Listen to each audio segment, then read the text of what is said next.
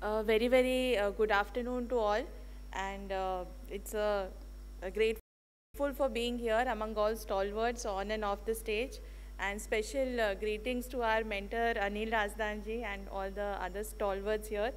I know I stand between you and the lunch, so we make the session short and interesting. Till the presentation loads, on electric mobility, I feel when we talk of mobility, the terms that we are more known of is the residential charging, the residential vehicles, right? The two-wheelers, three-wheelers that we have in our residences, and then they get charged. Today, I'll focus my discussion more on the medium heavy-duty vehicle electrification, and what exactly is meant by that is the large buses, trucks, and the large vehicles that are being used.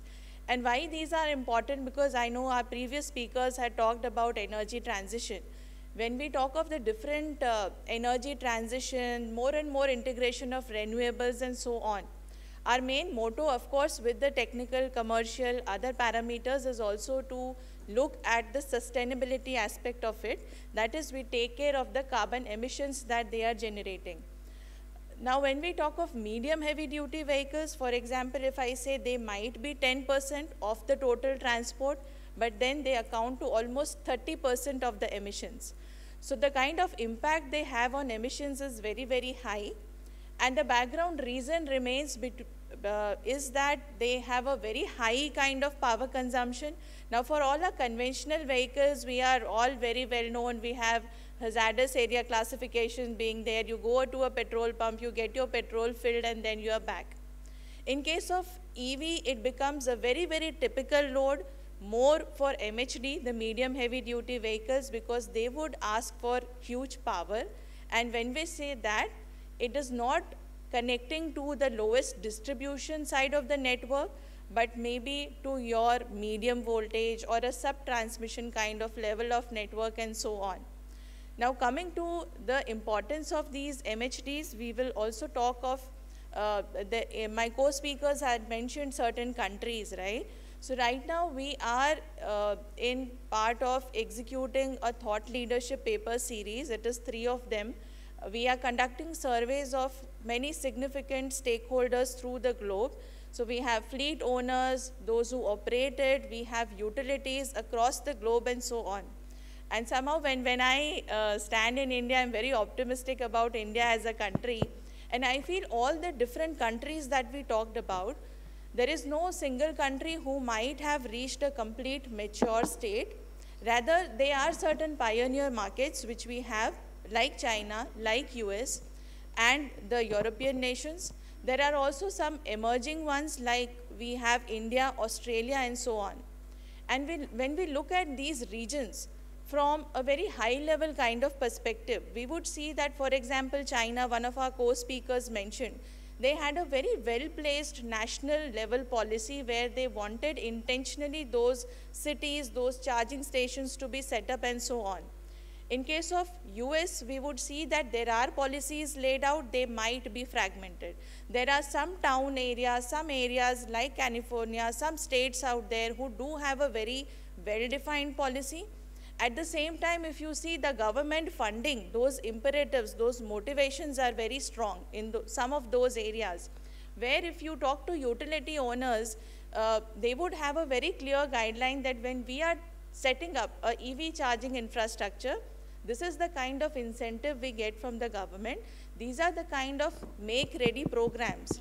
So when we talk of terminologies like the make-ready programs, they are essentially the kind of infrastructure where, say, as a fleet owner, maybe an Amazon and another fleet owner or so on, you come up with a requirement of power. So the kind of infrastructure you may require up to your connection point, there are these support which is provided where you talk of make-ready programs.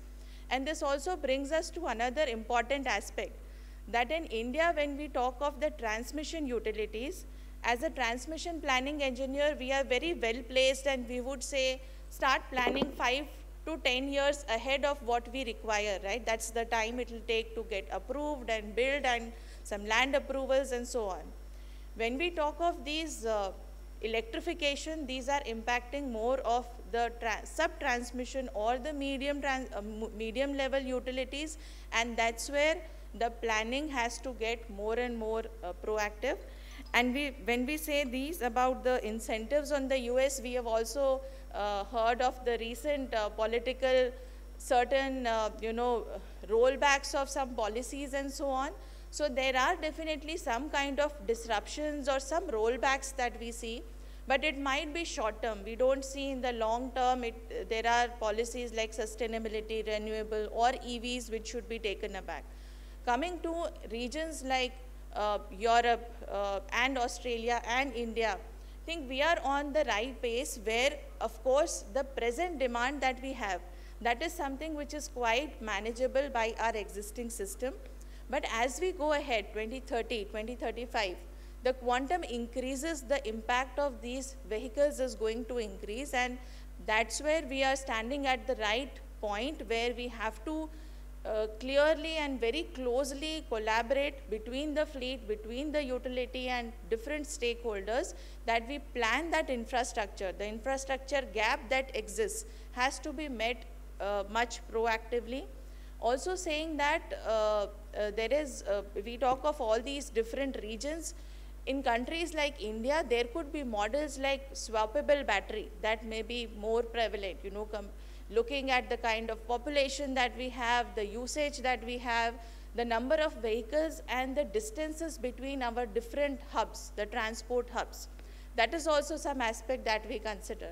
Also coming to the kind of implementation, I think it's always been a traditional tug of war between the different automobile manufacturers, between the consumer and the government, where we say let the policy come, we'll bring the vehicle out. Somebody will say we have the vehicles, but where's the charging infrastructure and so on.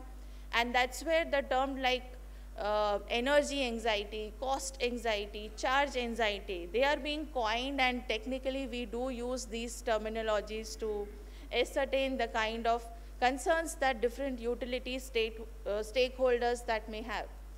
We have also seen how the internal combustion engine, ICEs, brought a revolution to the kind of horse and the bullock carts that were being used, right? So now electric vehicles is the next revolution which is coming up. And when we talk of coordination and there should be better planning and so on, in case of MHD electrification, it is much, much deeper. Since we are not talking of a vehicle only as a transport, we are talking of more of intelligence. That is how that same vehicle can be optimized. What's the kind of, say you have a bus depot or you have a transport company and so on, what is the kind of usage? How many vehicles do you have? What is the kind of trips that are being taken? So a school bus will be very different than an Amazon truck which is being used for delivery. So is it a 24-hour shift? Is it an 8-hour shift? What is the kind of requirement? So when we talk of MHD, it has to be fast charging or ultra fast charging, which is very different than the slow charging for our residential passenger vehicles that we do use.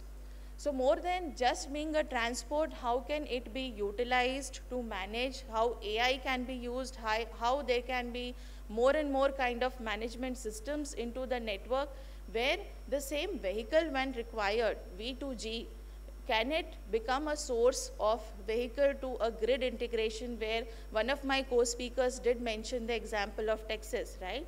The temperatures had dropped down terribly, the gas pipelines had freezed, and the renewables which were being added, which we rely on for being green and for our power supply, they did not function anymore. So that was a very big and important example that when we keep on adding new technologies, we also have to ensure that the resilience part of it is being maintained.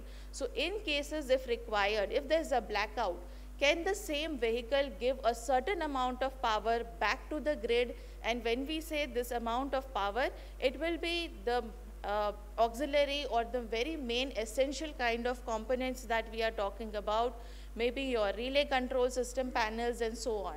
So how can those services be used for those kind of bi-directional power flow into your network is important. And coming to the utilities as a stakeholder, this may not be just a simple power supply, but more of a service where there is a strong collaboration which is very strategic, and you would like to know that there is this demand which may come up. I think it was being in one of the rate cases of US that I was studying few weeks back, Tesla had put on their view. They were trying to motivate or push the government that let's have more investments, let's have more kind of interest into these kind of generations. And it was a very good thought written there that if we do not plan it, maybe it is too early. And then I think same as what our chair had mentioned, is it too early to implement it? But then if it is late, that will be more worse than this, right? So let us have that infrastructure ready. But as a utility stakeholder, you would also be concerned that the infrastructure that we put up, is there a good optimization? Is there an efficient utilization of that kind of infrastructure that we have set up? There are cases where you would like to just, avoid hassles. You say, I have a particular megawatt requirement. Let's take a higher megawatt and I'll be, relieved for a few years and so on. But once you have that network, are you utilizing it? Are there other neighboring users or consumers who could share the benefit? If you're the first one, you have set up that cost. Others are getting added in. So can you share that cost? Is there a sharing that is possible?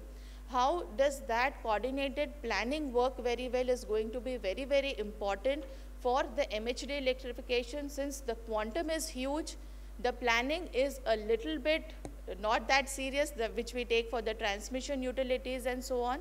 So that's where a very close coordination. One is the time is very sensitive.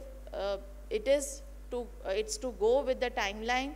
Second is the infrastructure readiness gap, where we have to see that once the vehicles come up, the infrastructure has to be available, that too at a speed, at a kind of level which is really required for that customized level.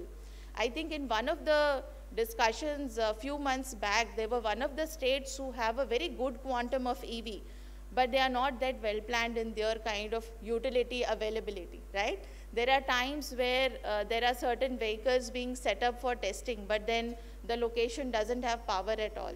So that's a very ironical thing which may happen. So I think I may not go through the slides one by one. They have more or less the same content. Yeah, so that was my message in brief. I hope I have maintained the timeline. And in case of questions, if any, please feel free to ask us. And thank you. It's a pleasure being here.